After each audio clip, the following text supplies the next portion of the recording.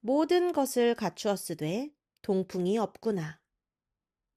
이튿날 술에서 깨어난 조조도 유복을 죽인 일을 후회하여 마지 않았다. 유복의 아들 유희가 부친의 시체를 거두어 장례 지낼 수 있도록 해달라고 청하자 울며 말했다. 내가 어제 그만 술에 취해 죄 없는 너의 아버님을 죽였다.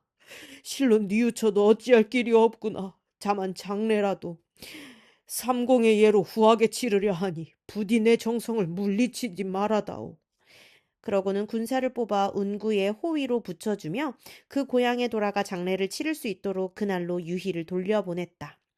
유복의 죽음으로 침울해진 군중의 분위기가 그 유자에 대한 조조의 뉘우침 가득한 사죄와 이례적일 만큼 후한 장례로 좀 가라앉은 다음 날이었다. 수군 도독인 모계와 우금이 조조의 장막을 찾아와 말했다. 크고 작은 배들에 실을 것은 다 갖춰 실었고 또 쇠고리로 연결하여 그 위에 널바늘 까는 일도 마쳤습니다. 깃발이며 싸움에 쓰이는 기구들도 하나하나 빠짐없이 채비를 해두었으니 바라건대 승상께서 한번 살펴보시고 곧 군사를 내도록 하십시오. 말하자면 싸움에 앞서 마지막 점검을 해보자는 뜻이었다.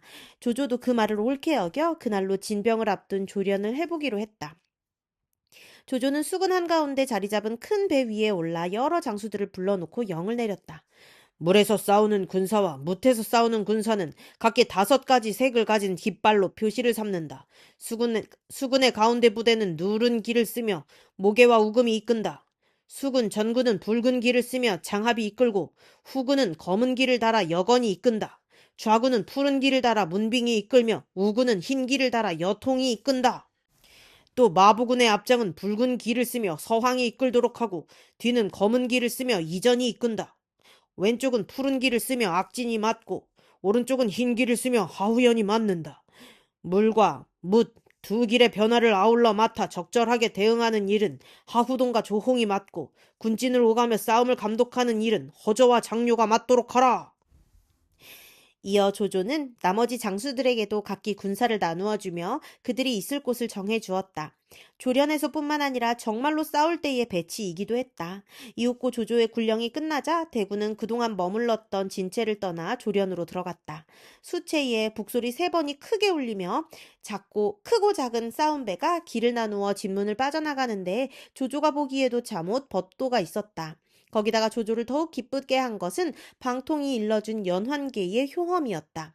마침 서북풍이 심하게 불었으나 몇십 척씩 쇠사슬로 묶어둔 조조의 배들은 닻을 있는 대로 다 올려도 거친 파도를 헤치고 나아가는 게 마치 평지를 달리듯 했다. 배멀미에 시달리지 않게 되자 군사들도 원래의 용맹을 되찾는 것 같았다. 이리저리 뛰고 내다르며 창을 내질러 보기도 하고 칼을 휘둘러 보기도 했다. 앞뒤 좌우 기치들도 그날따라 더욱 정연해 보였다. 쇠사슬로 엮지 않은 50여 척의 작은 배는 그런 조조군의 선단 사이를 바쁘게 오가며 때로는 그 지나치게 나아감을 말리고 때로는 뒤처짐을 몰아댔다. 장대 위에 높이 앉아 그 모든 조련 과정을 보고 있던 조조는 매우 흡족해했다. 그대로 간다면 싸움은 이겨둔 것이나 다름없다고 속으로 기뻐하며 조련을 그치게 했다. 모든 배들은 닻을 내리고 수체로 돌아가도록 하라. 그러자 배들은 나갈 때와 마찬가지로 차례에 맞추어 수체로 되돌아갔다. 배를 내려 자신의 장막으로 돌아간 조조는 마음속에 기쁨을 감추지 못해 여럿을 둘러보며 감탄의 말을 했다. 만약 하늘이 돕는 게 아니라면 내가 어떻게 봉추의 묘한 계책을 얻을 수 있겠는가? 쇠사슬로 배를 엮어 놓으니 과연 험한 강을 건너는 게 평지를 지나는 것이나 다름없었다. 그대들은 어찌 보았는가? 조조의 그 같은 물음에 모두가 옳다는 듯 고개를 끄덕였으나 오직 정욱이 나서서 걱정하는 소리를 했다. 배들을 모두 얽어놓아 흔들림이 없어진 것은 실로 좋은 일이나 저쪽에서 화공을 쓴다면 피하기 매우 어려울 것입니다. 반드시 거기에 대한 방비를 해두셔야 할 것입니다.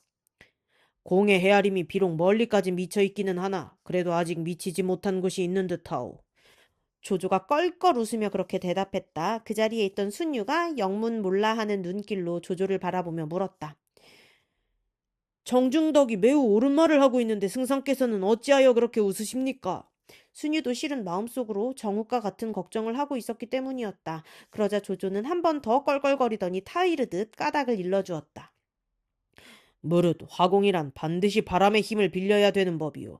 그런데 지금은 한겨울이라 오직 서북풍이 있을 뿐 동풍이나 남풍이 있을 리 없소. 나는 서북 쪽에 있고 적군은 남쪽 언덕에 있으니 설령 적이 불을 쓴다 해도 자기 군사들만 태워 죽일 뿐이란 말이오. 그러니 그 같은 화공을 내가 왜 두려워하겠소? 만약 지금이 10월이거나 초봄만 같아도 나는 벌써 거기에 대비했을 것이요. 정욱과 순유는 물론 속으로 은근히 걱정했던 다른 장수들도 그 말을 듣고는 모두 감탄을 금하지 못했다. 일제히 엎드려 고개를 조아리며 입을 모아 말했다. 승상의 높은 안목은 실로 저희가 따를 수 없습니다. 조조는 그런 그들을 내려다보며 한 번 더 방통의 계책을 치켜 세웠다. 나의 정주병은 물론 서주에서 온 군사나 대의에서 온 군사들은 모두 배 타는 데 익숙지 못하다. 이번에 연한계를 얻지 못했던들 무슨 수로 이 대강의 거칠고 험함을 이겨내어 건너겠느냐. 그러자 문득 두 장수가 반열에서 뛰쳐나오며 소리쳐 대꾸했다. 저희들은 비록 유주와 연 땅에서 왔으나 배를 잘 몰 줄 압니다. 바라건대 저희들에게 순선 20척만 내려주십시오. 바로 강구로 지쳐 들어가 적군의 북과 기치를 빼앗아 돌아오겠습니다. 그렇게 하면 우리 편의 사기를 높이는 것이 될 뿐만 아니라 우리 북군도 배를 잘 부린다는 것을 보여주어 적의 간담을 서늘하게 할 수 있을 것입니다. 조조가 한편은 놀라고 한편은 기특해 그들을 바로 보니 다름 아닌 초촉과 장남이었다. 원래 원소 밑에 있다가 항복해온 장수들로 이 기회에 한번 공을 세워보고자 나선 것이었다. 조조가 그들을 타이르듯 말했다. 그대들은 모두 북방에서 자란 사람들이라 방금 한 말과 같이 배를 잘 부릴 수 있을지 걱정된다. 강남의 군사들은 물 위를 오가며 오래 조련을 받아 우리가 아는 것보다 훨씬 더 수전에 날래다. 귀한 목숨을 아이들 장난하듯 가볍게 내걸지 말라. 만약 저희들이 이기지 못한다면 군법에 따라 어떤 벌이라도 달게 받겠습니다. 조조의 말에 더욱 오기가 솟는지 초촉과 장남이 고함치듯 한꺼번에 대답했다. 싸움배는 이미 모두 쇠사슬로 얽어놓았고 오직 작은 배가 몇 척 남아있을 뿐이다. 거기에는 기껏해야 군사 20명을 태울 수 있을 뿐인데 그런 배 몇 척으로 어찌 제대로 싸울 수 있겠느냐. 아무래도 못 믿어온지 조조가 한 번 더 초촉과 장남을 말렸다. 이번에는 초촉이 홀로 나서서 부득부득 졸랐다. 만약 큰 배를 이끌고 가서 이긴다면 그게 무슨 별난 일이 되겠습니까? 부디 작은 배 20남은 척만 저희들에게 빌려주십시오. 저와 장남이 반씩 나누어 이끌고 오늘로 강남의 수채를 들이쳐 적장에 목을 베고 그 기치를 빼앗아 돌아오겠습니다. 그제야 조조도 한번 해볼만 하다 생각이 들었던지 그들의 청원을 들어주었다. 좋다. 그대들에게 배 20척과 날랜 군사 500을 내주겠다. 모두 긴 창과 강한 세뇌를 지닌 군사들이다. 그러나 그대들이 떠나는 것은 내일 날이 밝은 뒤라야 한다. 수채에 있는 큰 배들이 강으로 나가 멀리서 뒤를 바칠 뿐만 아니라 문빙에게도 따로이 배 30척을 주어 그대들이 돌아오는 걸 맞아들이게 하리라. 조조의 허락이 떨어지자 초촉과 장남은 기쁜 얼굴로 물러났다. 다음 날이 되었다. 사경 무렵하여 밥을 지어 먹은 조조의 군사는 오경 무렵 모든 채비를 갖출 수 있었다. 곧 수채 안에서 요란하게 북이 울리고 싸움배들이 채를 나와 강물 위를 덮기 시작했다. 푸른 기 붉은 기의 어지러운 신호로 장강 일대는 금세 꽃이라도 뒤덮인 듯 장관을 이루었다. 초촉과 장남은 수채 안의 모든 배들이 나가 강물을 뒤덮은 뒤에야 20척의 작은 배를 이끌고 강남을 바라보며 떠났다. 그들을 기다리는 운명이 어떤 것인지는 모르나 기세만은 제법 드높았다. 하지만 강남의 주유라고 해서 자고만 있는 것은 아니었다. 그 전날 강북에서 북소리가 요란하기에 주유는 사람을 보내 알아보았다. 조조가 수군을 조련하고 있답니다. 한참 뒤에 그런 전갈이 들어왔다. 주유는 조조가 수군을 조련하는 모습을 보아두고 싶었다.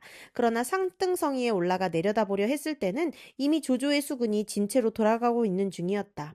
그런데 그날 다시 조조의 진채 쪽에서 북소리가 하늘을 떨어 울리는 듯 하더니 높은 곳에 올라 그곳을 살펴본 군사 하나가 급하게 달려와 알렸다. 작은 배 20남은 적이 우리 진채로 지쳐들어 오고 있습니다. 그 소식을 들은 주유는 조조가 드디어 정면으로 부딪혀 오는 것이라 짐작했다. 먼저 그 날카로운 기세부터 꺾어두어야겠다 싶어 좌우를 돌아보며 물었다. 누가 먼저 나가 적의 얘기를 꺾어 놓겠는가? 제가 잠시 선봉이 되어 적을 깨트려 보겠습니다.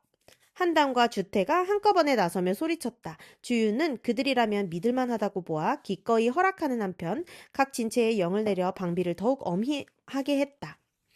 주유의 허락을 함께 받은 한담과 주태는 각기 작은 배 5척을 이끌고 좌우로 갈라서 적을 맞으러 나갔다. 초촉과 장남이 제 용맹만 믿고 나는 듯 노를 저어 다가들고 있었다. 한땅은 가슴을 보호하는 갑옷을 두르고 긴 창을 짚은 채 뱃머리에 섰다. 먼저 잃은 것은 초촉의 배였다. 초촉은 군사들에게 명을 내려 한당의 배 쪽으로 어지럽게 화살을 날려보냈다. 한당이 방패를 들어 화살을 막는 사이에 2배의 거리는 창칼을 맞댈 수 있을 만큼 좁혀졌다. 초촉 또한 긴 창을 들고 일어나 바로 한당과 어울렸다. 하지만 초촉의 솜씨 가지고는 어림도 없었다. 한당의 창끝이 한번 번뜩하는가 싶자 초촉은 가슴이 꿰어 물 위로 떨어졌다. 뒤따라오던 장남은 초촉이 죽는 걸 보자 큰 소리를 지르며 한당을 덮치려 했다. 그러나 미처 한당의 배에 이르기도 전에 주태의 배가 먼저 장남의 뱃머리를 막았다. 아직 2배의 사이가 창칼을 맞댈 만큼 되지 않아 장남은 긴 창을 짚고 뱃머리를 선 채 졸개들에게 주태의 배에다 화살을 퍼붓게 했다. 주태의 배에서도 지지 않고 활을 쏘아대니 양편에서 모두 화살이 어지럽게 날았다. 그럭저럭 주태와 장남의 배 사이가 7, 8자 정도 가까워졌을 때였다. 한 손에는 방패를 들고 한 손에는 칼을 든 주태가 홀쩍 몸을 날렸다. 그리고 장남의 배에 뛰어내리자마자 한 칼에 장남을 베어버렸다. 이미 대장인 장남이 죽은 마당에 그 배 안에 달리 주태를 당해낼 사람이 있을 리 없었다. 주태는 양떼뜸에 뛰어든 호랑이처럼 그 배에 타고 있던 조조의 군사들을 닥치는 대로 쳐 죽였다.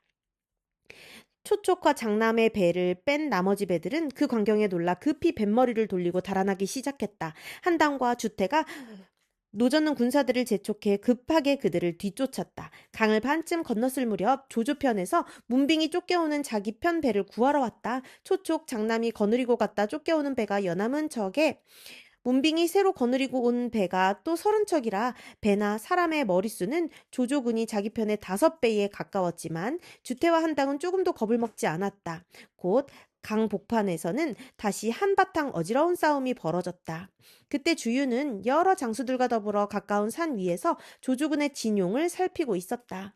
크고 작은 싸움배가 강물 위에 알맞은 거리로 늘어서 있는데 기치며 군호가 제법 격식을 갖추고 있었다. 한참을 살핀 주유는 이어 강 한가운데로 눈길을 돌렸다. 주태와 한당이 조조의 장수인 문빙과 싸우는 것이 보였다. 군사나 배의 수효로는 문빙이 훨씬 많았으나 한당과 주태가 워낙 힘을 다해 덤비니 싸움은 곧 한편으로 기울어졌다. 마침내 당해내지 못한 문빙이 뱃머리를 돌려 달아나기 시작했다. 주태와 한당은 또 그런 문빙을 뒤쫓으려 했다. 그러나 주유는 그들이 너무 적진 깊이 들어갔다가 낭패를 볼까 걱정이 되었다. 곧 북과 징을 크게 울리며 흰기를 휘둘러 주태와 한당을 불러들였다. 두 사람이 군호를 알아듣고 돌아오는 걸 보자 마음이 놓인 주유는 다시 조조의 수체로 눈길을 돌렸다. 강을 사이에 두고 이쪽 산 위에서 보는 것이지만 그 법도를 느낄 수는 있었다. 한참을 자세히 살핀 주유가 문득 둘러선 장수들을 보고 묻는다기보다는 탄식에 가깝게 말했다. 강북의 싸운 빼는 갈대처럼 빽빽이 늘어섰고 또 그들을 거느리는 조조는 지모가 높기로 이름난 사람이다. 무슨 계책을 써야 적을 깨뜨릴 수 있겠는가?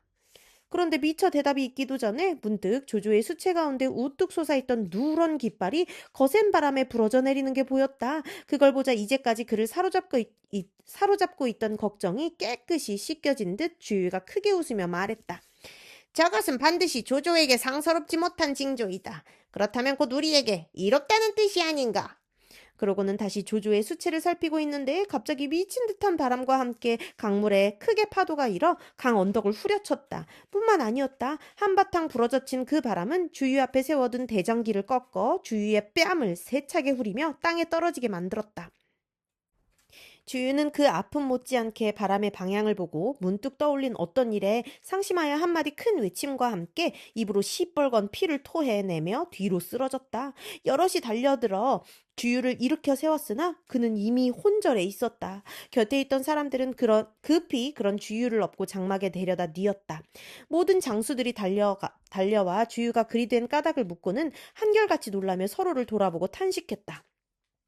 강북의 100만 대군이 호랑이가 움키려 하고 고래가 삼키려 하듯 우리 강남을 노리고 있는데 뜻밖에도 도독께서 이 지경이 되셨으니 실로 큰일이다. 만일 조조가 이때를 틈타 일시에 들이닥치면 어찌하겠는가. 그들 중에서도 가장 걱정이 많은 사람은 노숙이었다. 그는 주유가 갑자기 병들어 눕자 걱정하다 못해 공명을 찾아보고 어찌하면 좋을까를 의논했다. 그러나 듣고 있는 공명은 별로 걱정하는 기색이 없었다. 그저 담담한 얼굴로 노숙의 말을 다 듣고 난 뒤에 불쑥 물었다. 공은 무엇 때문에 그리 되었다고 생각하오? 조조에게는 복이고 강남에게는 화가 되는 일이겠지요. 공명의 말뜻을 얼른 알아듣지 못한 노숙이 탄식 섞어 대답했다. 그러자 공명이 빙긋 웃으며 말했다. 그게 아니라 공근이 갑자기 병을 얻게 된 까닭을 물은 것이요.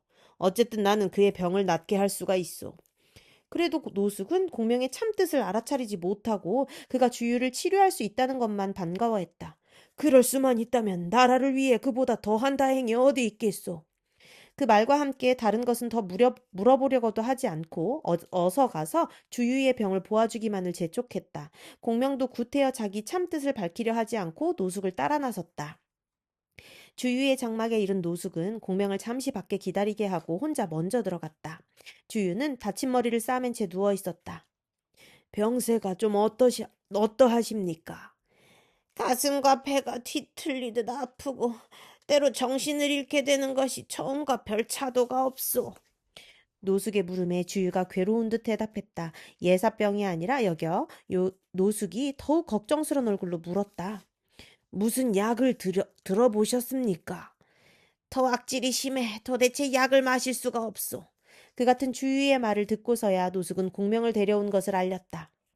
마침 공명을 보러 갔더니 공명이 말하기를 자기가 도독의 병을 낫게 할 수 있다고 했습니다. 지금 장막 밖에 와 있는데 불러들여 한번 치료해보게 하는 게 어떻겠습니까? 주유가 굳이 마다할 까닭이 없었다. 오히려 은근히 기대하는 눈치로 공명을 불러들이게 했다. 그리고 자신은 좌우에 부축을 받아 일어나 좌상 위에 앉았다. 공명에게 약한 꼴을 보이기 싫어서였다. 며칠 도독을 뵙지 못한 사이에 이렇게 편찮으시게 될 줄은 몰랐습니다. 공명이 장막 안으로 들어서며 그렇게 위로의 말을 했다. 주유가 애써 괴로움을 감추며 그 말을 받았다. 사람의 화와 복은 아침 저녁으로 달라지는 법인데 나라고 어찌 늘 병 없이 지낼 수 있겠소이까. 그러자 공명은 빙긋 웃으며 한마디 했다. 하늘도 헤아릴 수 없는 풍운이 있는 법입니다. 사람이 어찌 모두 알 수 있겠습니까? 얼른 들으면 주유의 말에 그냥 대구를 맞춘 것 같지만 그 같은 공명의 반문 속에는 감추어진 뜻이 있었다. 주유가 그걸 알아듣고 낯빛이 변하며 괴로운 신음소리를 냈다. 공명이 무언가를 알고 있는 것 같다는 데서 온 놀라움 때문이었다. 그런데도 공명은 얼른 그걸 털어놓지 않고 비잉 둘러 얘기를 했다. 도독께서는 가슴속에 무엇이 쌓인 듯 답답함을 느끼시지 않습니까? 그렇소이다. 반드시 시원하게 해줄 약으로 가슴속의 응어리를 풀어야 합니다. 이미 약을 써보았지만 아무런 효험을 보지 못했소이다. 그러면서 주유는 가만히 공명을 살폈다. 공명은 그래도 여느 병자 대하는 것 같은 소리만 했다. 먼저 기운을 고르게 다스려야 합니다. 기운이 골라지면 숨을 내쉬고 뱉고 하는 사이에 절로 낫게 될 것입니다. 하지만 주유는 공명이 이미 자기의 마음속을 훤히 들여다보고 하는 소리라는 걸 알아듣고 떠보듯 물었다.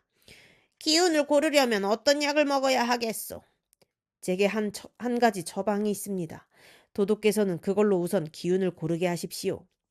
공명은 그렇게 대답한 뒤 좌우에 있는 사람을 병풍 뒤로 물러나게 하고 종이와 붓을 가져다 가만히 16자를 썼다. 조조를 깨뜨리려면 마땅히 화공을 써야 하리. 모든 걸 갖추었으되 다만 동풍이 없구나. 쓰기를 마친 공명은 그걸 주유에게 건네주며 말했다. 이것이 바로 도독께서 병이 나신 까닭입니다. 주유는 공명이 내준 글을 보고 크게 놀라며 가만히 생각했다. 공명은 참으로 귀신 같은 사람이다. 짐작대로 벌써 내 마음속을 알고 있었구나. 이렇게 된 바에야 모든 걸 털어놓는 수밖에 없다. 원래 주유의 병은 쓰러지는 대장기에 머리를 맞아서라기보다는 그때 바람 부는 방향을 보고 느낀 실망 때문이었다. 아무리 화공을 쓰려 해도 서북풍이 불어서는 안 되는데 때는 동지 섣달이니 서북풍밖에는 없었다. 그러나 아무에게도 그걸 말하지 못하고 혼자서만 걱정하다 보니 절로 가슴에 병이 된 것인데 공명은 그걸 멀리 앉아서도 알고 있었다. 선생께서 이미 내 병의 원인을 바로 아셨소. 그래, 이제 어떤 약으로 그 병을 다스리시겠소? 일이 위급하니 바라건대 내게 좋은 가르침을 내려주시오. 주유가 문득 태도를 공손하게 하여 그렇게 간곡히 말했다. 공명도 정색을 하고 거기에 답했다. 양이 비록 재주 없으나 일찍이 한 이인을 만나 기문둔갑에 관한 천서를 얻은 일이 있기에 바람을 부르고 비를 내리게 하는 법을 좀 압니다. 도둑께 동남풍이 필요하시다면 남병산의 칠성단이란 제대 하나만 쌓아주십시오. 높이는 9자로 하고 3층으로 하되 군사 120명을 딸리어 갖가지 길을 쓰고 그곳을 둘러싸게 해야 합니다. 그렇게 해주신다면 저는 그 대 위에서 술법을 부려 새밤 새낮에 거센 동남풍을 빌어보겠습니다. 그것이면 도독께서 군사를 부리는데 넉넉히 도움이 될 것인즉 어떻습니까? 저를 믿고 한번 그리 해보시겠습니까? 새밤 새낮은커녕 단 하룻밤이라도 동남풍만 크게 불어준다면 이번 싸움은 이긴 것이나 다름이 없소이다. 어찌 선생 같은 분을 믿지 않을 수 있겠소. 다만 일이 급하니 한 시각도 늦출 것 없이 당장 시작하도록 하지요. 허황되다는 의심은커녕 기쁨에 차 환한 얼굴로 주유가 그렇게 서둘러댔다. 공명 또한 작은 망설임도 없이 그런 주유에게 동남풍이 기일까지 일러주었다. 동짓달 20날 갑자일부터 바람이 일어 22틀 병인 일에 그치게 하겠습니다. 되겠습니까? 좋지요. 다만 선생을 믿을 뿐이외다. 그렇게 대꾸하는 주유의 얼굴은 이미 병자의 얼굴이 아니었다. 주유는 곧 자리를 걷어치우고 일어나 영을 내렸다. 힘세고 일 잘하는 군사 500명을 뽑아 남병산에 재단을 쌓도록 하라. 또 따로 군사 120명을 뽑아서는 길을 들고 그 재단을 지키며 공명의 영을 따르게 하라. 공명은 주유가 그 같은 영을 내리는 걸 보고 장막을 나왔다. 그리고 노숙과 함께 말을 타고 남병산으로 가 지세를 살핀 뒤 한 곳을 지정해 동남방에서 가져온 붉은 흙으로 재단을 쌓게 했다. 군사들은 공명이 시키는 대로 단을 쌓는데 둘레가 24길이요. 한 층의 높이는 석자로 3층을 올리니 전체 높이는 9자였다. 맨 아래층에는 28수 별자리가 따를 길을 꽂았는데 동쪽 7면에는 푸른 길을 각 항저방 신미기 자리에 꽂아 창룡의 모습을 꾸미고 북쪽 7면에는 7면 검은 기는 두우여허 위실벽 자리에 꽂아 현무 기세를 지었다. 서쪽 7면 흰 기는 규, 누, 주, 묘, 필자삼 자리에 꽂아 백호의 위엄을 펼치게 하고 남쪽 7면 붉은 기는 정귀, 유성, 작익진 자리에 꽂아 주작의 형상을 지었다. 둘째 층은 누른 기 64으로 64궤를 버리되 8방위로 나뉘어 세웠고 맨 위층에는 4사람을 세웠는데 그들의 차림이 또한 볼만했다. 머리에는 속발관이요 몸에는 검은 비단으로 지은 도포를 걸쳤으며 봉의를 입고 띠를 두른 데다 붉은 신발에 모난 옷 뒷자락을 길게 늘어뜨리고 있었다. 4사람 중 앞쪽 왼편에 있는 사람은 긴 장대를 들었는데 장대 끝에는 닥터를 일산 모양으로 달아 바람의 방향을 보게 하고 오른쪽에 있는 사람은 칠성호대를 달아 원하는 바람의 형태를 나타냈다. 뒤편 왼쪽에 있는 사람은 보검을 받쳐들었고 오른편에 선 사람은 향로를 받들고 서 있었다. 그리고 단 아래 또 24이 섰는데 각기 정기와 보게, 날이 크고 긴 창과 깃털 달린 누른 속골이 기며 은도끼, 붉은기, 검은기를 나눠 잡고 사방을 삥 둘러싸고 있었다. 공명은 동짓달 20날인 갑자일에 좋은 실을 골라 목욕제게 하고 도의로 갈아입은 뒤 맨발에 머리를 푼 채 단 아래에 이르렀다. 그리고 단에 오르기 전에 거기 와 있는 노숙에게 일렀다. 자견께서는 진중으로 돌아가 공근히 군사를 내려고 채비하는 것이나 도와주시오. 혹 이 양이 비는 것이 아무 효험이 없더라도 괴이적게 여겨서는 아니 돼요. 진작부터 공명이 버려둔 칠성단의 신비스런 분위기에 은근히 위압되어 있던 노숙은 공명의 그 같은 말을 듣자 아무 소리 않고 물러갔다. 공명은 다시 단을 지키는 장졸들에게 엄한 영을 내렸다. 서 있는 방 위에서 함부로 떠나서는 아니 된다. 머리를 맞대고 수군거려도 아니 되며 쓸데없이 입을 열어 어지러운 말을 해서도 아니 된다. 또 공연히 놀라거나 괴이쩍게 여겨 떠들어대도 아니 되니 이 중에 어느 것이라도 어기는 자가 있으면 그 목이 어깨 위에 남아있지 못하리라. 그러자 모두 겁먹은 얼굴로 그 영을 받들 것을 다짐했다. 공명이 천천히 단 위로 올라가 다시 한번 방 위에 맞게 사람과 기치가 배치되어 있는지를 살핀 뒤에 향로에 향을 사르고 사발에 물을 부었다. 그리고 하늘을 우러러보며 무언가 알아듣지 못할 주문을 가만가만 외워댔다. 주문 외기가 끝나자 단을 내려온 공명은 잠시 단 곁에 쳐둔 장막에 쉬면서 군사들을 교대로 밥을 먹게 했다. 공명은 하루 3번 단에 올라 빌고 내려왔으나 해질녘이 되어도 동랑풍이 이는 기미는 없었다. 한편 주유는 정복, 노숙을 비롯한 장수들을 모두 장막 안에 불러놓고 동남풍만 일면 재빨리 군사를 낼 수 있게 채비하도록 하는 한편 손권에게도 사람을 보내 뒤에서 호응할 채비를 갖추도록 당부했다. 황계는 황계대로 화공에 쓸 배 20척에 모든 채비를 갖추었다. 배 앞머리는 큰 못을 박아 적의 배에 부딪히면 떨어지지 않도록 하고 안에는 갈대와 억새며 마른 쌀이 따위를 가득 실은 위에 생선 기름을 부었다. 뿐만 아니라 그 위에는 다시 유황이며 염초같이 불붙기 쉬운 물건들을 얹은 뒤에 역시 기름 먹인 푸른 천으로 덮고 뱃머리에는 작은 배들을 묶었다. 뱃머리에는 조조에게 거짓 항복을 할 때 이미 약조해둔 청룡기를 내걸고 주유의 명만 떨어지면 바로 배를 낼 수 있게 해놓고 기다렸다. 감령과 강택도 맡은 일에 소홀함이 없었다. 조조에게서 거짓으로 항복해온 체중과 체화를 진체 밖으로 불러내 매일 술판을 벌여 진체 안에서 벌어지고 있는 일을 그들이 눈치챌 수 없게 하였을 뿐만 아니라 그들이 함께 데려온 군사들도 모두 뱃속에 몰아두어 한 사람도 진체가 있는 강 언덕 쪽에는 올라가지 못하게 했다. 거기다가 체중과 체화 주변에는 동호회 군마를 한 박 풀어놓아 물 한 방울 새어나갈 틈이 없도록 해 놓았으니 그들이 들을 수 있는 소식은 다만 위에서 내려오는 굴령뿐이었다. 끝.